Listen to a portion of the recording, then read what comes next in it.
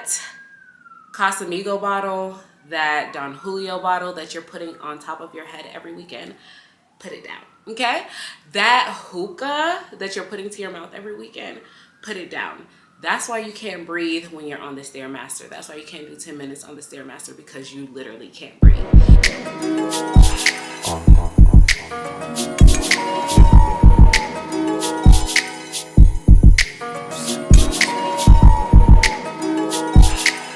Hey guys, welcome back to the channel. If you're new here, I'm Fabienne, DC lifestyle content creator, fitness, travel, wellness, faith, all of the things. But today we are going to talk about fitness. So this is the second installment on my elevation series. If you didn't watch the first video, it is about spirituality, so check that out. But today we are going to talk about how to lose weight and all of the things that encompass being healthy and more fit and just a confident you. So number one, the way that you're going to lose weight, of course, is being in a caloric deficit. And I know some people are like, well, duh. So yes, the only way you really lose weight is by being in a calorie deficit, okay? And I see a lot of people make the mistake of, oh, my favorite fitness influencer, they're eating 1,200 calories a day or 1,500 calories a day. And that's not really the best rule of thumb or a best practice. So everyone has a set number, and this is all dependent on your activity, your age, your gender, your height. So what I always recommend, and I'm going to pull it up for you guys, is going on what's called a TDEE calculator. So TDEE calculator. And the reason why you do that is because it basically calculates the number needed to cut, the number needed to maintain, and the number needed to bulk. So this gives you your exact number, not just, you know, someone you're watching or mine. So yeah, so what you'll do is type into Google, just do TDEE calculator, okay? It'll come up, it'll say gender, let's do example, so you'll say female, let's say 28 years old, weight, we'll say 170, let's do 150. And let's say height is 5'5" or something, and we'll say activity level, because you can choose either sedentary, light exercise, moderate, you work out like an athlete, okay? Just make sure you try to be really accurate so that way you have the exact number, okay? So we'll go with light exercise, and we'll calculate that. So once you calculate that, it gives you your maintenance calories. So maintenance calories just basically means how many calories you'll consume a day to maintain your right now weight. So if she wanted to stay 150 pounds, okay? So if you continue to scroll down, it will show ideal weight. I don't necessarily think that you have to follow this ideal weight because it is based on BMI, and BMI could be tricky, especially if you have like a muscular body type, things of that nature. But anyways, if you continue to scroll down, it'll tell you like your BMI. Continue to scroll past that, and you'll see that it'll have like what you need to consume to maintain, to cut, which is to lose weight, and bulk, which is to gain weight. So I'm gonna go to cut, and then it'll let you choose either moderate carbs, low carbs, higher carbs, or if you want more protein, what have you. So for the first one, I like to do moderate carbs. That's another thing. In this weight loss journey, you have to be realistic, and you wanna do things that are manageable for long-term use, because if you can't sustain this, then it's no point. So I like to do moderate carbs. I don't think you have to do away with carbs completely in order to lose weight. Let's just be quite frank, okay? So this will show you, you should consume at least 108 grams of protein, 56 grams of fat, 126 grams of carbs, and it says that you should consume 1,400 or 1,440 calories. So that is the number that you're going to take. So again, Once you have that number, so you have 1,440 calories, you now know that that is the amount you need to eat every day in order to lose weight. Or, you tally up the 7 days and you just want to stay in that summation, basically. So another app that I would then use afterwards would be either MyFitnessPal or my Net Diary. Why? Because when you input what you're eating, it will tell you the amount of calories that is. So for example, if you put like 2 eggs, you have half an avocado, and you have a Greek yogurt, it can calculate that and it'll let you know how many calories you're consuming. Why do you do that? Some people think that they're actually in a caloric deficit when they're not. So you want to just make sure that you are doing that correctly. And really the 2 ways to know that you're in a caloric deficit is to either count your calories or to get a scale. That's it, that's all. There are some people who are like, you don't need to count calories to know that you're in a caloric deficit. How else would you know? So I recommend counting your calories or getting a scale. So for me, sometimes I'll just count the calories. Like if I have a Old Coast Greek yogurt, that's like 140, and then I'll calculate the strawberries and this, and I'll use either like MyFitnessPal or my Net Diary. So just to note that, so you need to just make sure, one, you are in a caloric deficit. So of course, just make sure you are eating less, typically 500 less than your maintenance in calories. And then of course you want to be exercising. So when it comes to exercising, it can be difficult, especially if you're new to like training, working out. You need to find a fitness split that works for you. Meaning, are you going to do legs on Monday and Thursday, cardio on Wednesday, arms and back on Tuesday? Choose a workout plan that is sustainable and that, but still challenges you. Some of the ways to do that, okay? So you either, of course, can find like different workout splits on YouTube, Instagram, TikTok, and you could even put into ChatGPT like, hey, these are my goals, da da da da. These are my fitness goals. I want to lose X amount of pounds. I am eating X amount of calories. Can you create a fitness split or fitness schedule, fitness plan for me where I will be doing 2 days of legs, 2 days of arm and back, cardio day, and then ChatGPT will create a whole schedule for you. Not even playing, okay? So yes, I have a trainer, but before I had a trainer, I was just working out at the gym by myself, and I created my own things because that's another thing. You don't need 50 million workouts, okay? You need really like 4 to 8, I'll even say maybe 4 to 10 if you really want to mix it up even more, basic workouts that you're doing, and you just do like progressive overload, meaning that you're increasing the weight week after week. And trust me, you will see results that way. So don't overcomplicate working out, exercising, because that is literally some of the mistakes that people make. Also, if you're really trying to be toned, you have to pick up the weights. So some people will just really do cardio start to finish. And yes, that is good if you want to lose weight, but you also want to strength train. Reason being, with strength training, you have the increase in your muscle mass, which helps in turn, basically helps with fat loss. So definitely pick up a weight that will also help with like your toning, body recomposition. Just saying, okay? Also, choose like realistic, realistic models or people that you're looking up to or following. What do I mean by that? So for me, I don't typically follow women over 5'7", and I don't typically follow women under 5'2". Why? If someone is very tall, they have to put on more weight to really, in order for you to really start to see the difference.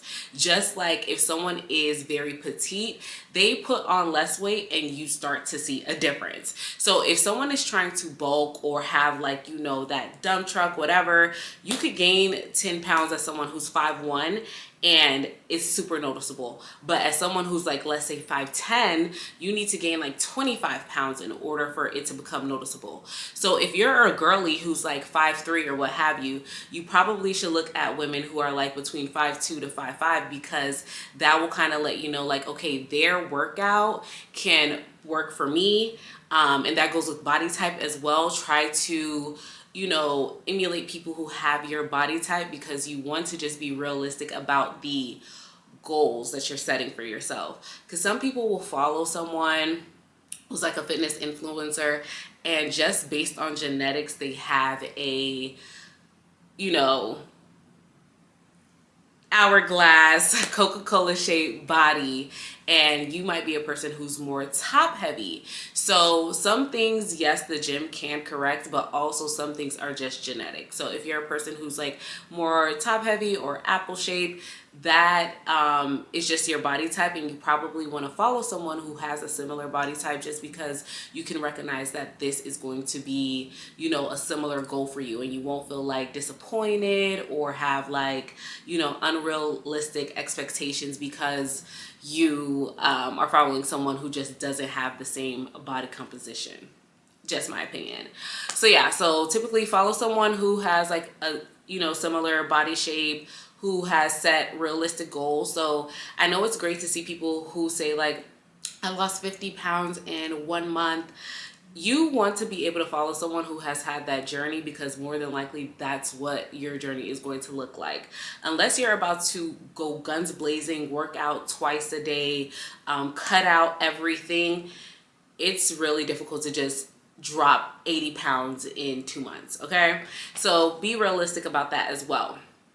Next, when you are, of course, working out, just be, I want to say like graceful with yourself. Like, you're learning, you're getting stronger. So just like give yourself that time to recover some days. Some days you're not going to want to work out.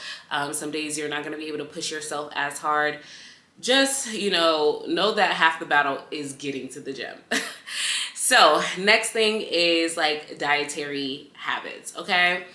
You cannot outwork a bad diet. And I know that is just like, okay, we get it. But no, in real life, you can't outwork a bad diet. Like, you can try, and you might do a little something to kind of curb you looking, crazy, or what you wouldn't want to look like. However, if you're going to take the time to work out consistently, you might as well add in that dietary portion, just because if we're being honest, like, that's really how you're going to get to your goals. That's really how you're going to tone. That's really how you're going to get that look, okay? It wasn't until I was really serious about what I was eating when I started to notice, like, okay, you have a little definition here. This is looking really good. This is looking really great. So what I mean by that, number one, you do want to consume high protein. However, like I showed you with the TDEE calculator, there is a range of protein that you should be eating. Some people are trying to do 150, 200. I'm getting 200 grams of protein, 150 grams of protein. Depending on your personal stature and just body, consuming too much protein can also affect your liver. So let's relax. Savannah, slow down, okay? So just make sure you are having a high protein diet, but it's realistic and it's consistent with your body. So for example, I try to eat like 120 grams of protein. That typically works well for me and my goals. But I do want to add, protein is not the only thing that you should be concerned about when you're worried about your diet. Still try to get in enough fiber. Still try to get in enough water, healthy fats, avocados, nuts, things of that nature. You still want to have some type of carbs, because especially if you're a person who's trying to bulk, trying to have that dump truck, trying to have those legs, you need those carbs in order to get to that point. So don't just cut out carbs completely or certain things completely because you just want to have high protein. A well-balanced diet is the best diet to have. So just keep that in mind as well. So really try to follow that TDEE calculator, because that's really what's going to help you in that regard. So that is another tip. Don't overdo the protein, and don't only do protein as like your staple of what is set as a good diet. That Casamigo bottle, that Don Julio bottle that you're putting on top of your head every weekend, put it down, okay? That hookah that you're putting to your mouth every weekend, put it down. That's why you can't breathe when you're on the Stairmaster. That's why you can't do 10 minutes on the Stairmaster, because you literally can't breathe.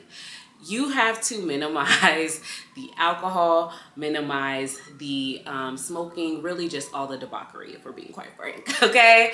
Number one, with alcohol, that just sticks to you. Like, it sticks to you, okay?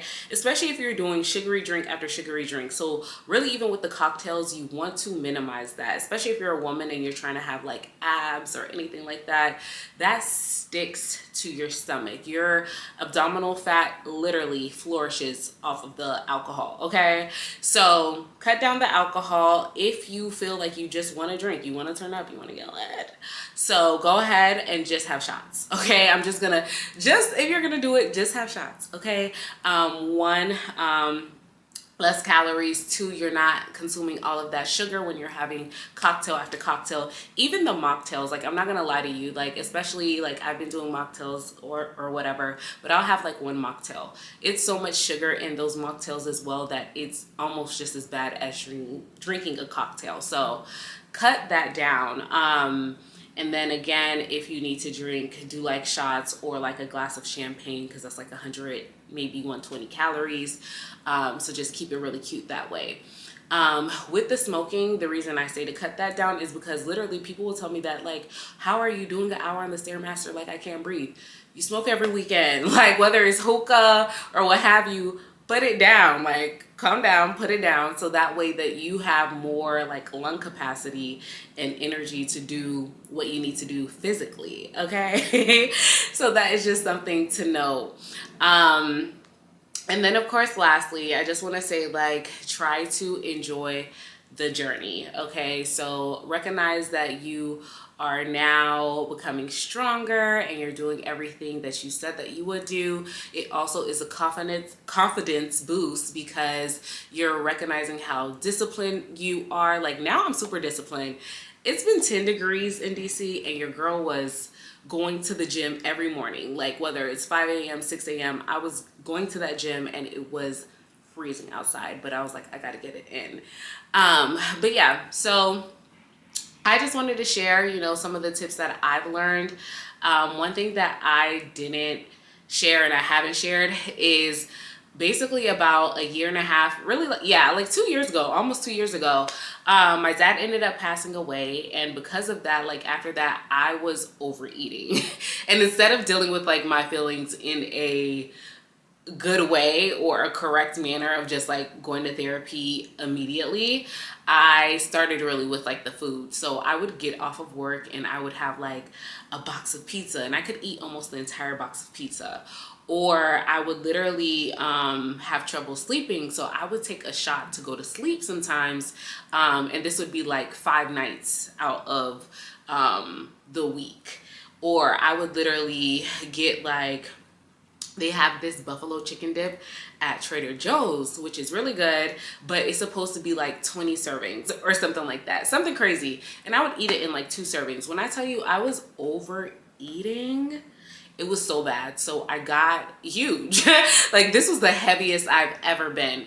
And I kept telling my friends, like, girl, you're so, like, I'm so big. I feel so uncomfortable. For my birthday, I went to Brazil and I just felt so full and big. Like, I didn't even take as many pictures as I wanted. Like, it was just not a good feeling. So I recognized that, listen, like, you need to make some changes. And that's what really started me, or started my whole fitness journey, and made me like realize, like, okay, it's time to correct what you have done, especially because I went from being like slim and trim.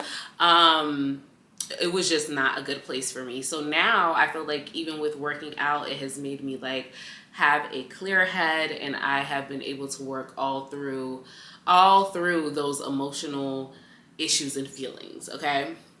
So yeah, so thank you guys so much for watching this video. We have more of the elevation series coming up. Like I said before, this is going to be a multi-part series. So today was fitness, and I think I'm going to have like another, you know, installment hopefully next week for you guys.